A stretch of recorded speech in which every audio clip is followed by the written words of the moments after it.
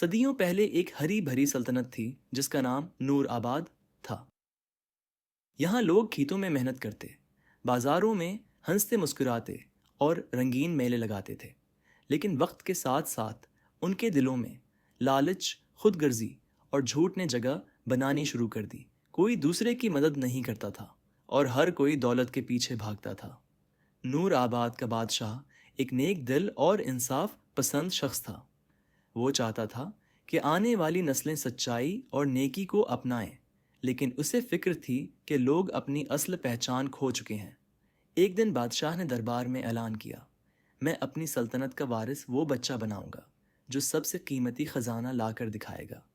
دولت اور سونا ہی سب کچھ نہیں ہے، لیکن میں چاہتا ہوں کہ تم سب یہ بات خود سیکھو۔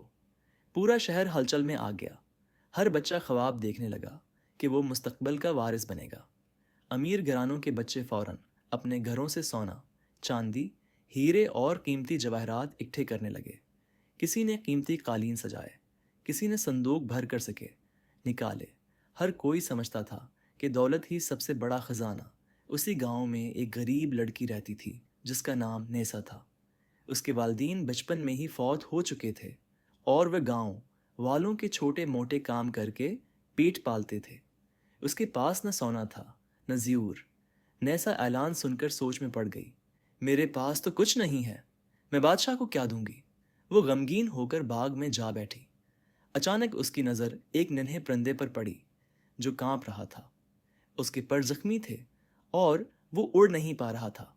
نیسا نے کانپتے ہاتھوں سے پرندے کو اٹھایا، پتے اور کپڑے سے اس کا زخم باندھا اور اپنے تھوڑے سے کھانے میں سے اس کو دانے ڈالے۔ کچھ دنوں کی دیکھ بھال کے بعد پرندہ بالکل تندرست ہو گیا۔ وہ خوشی سے گانے لگا اور اپنی میٹھی آواز سے نیسا کے دل کو سکون دیا۔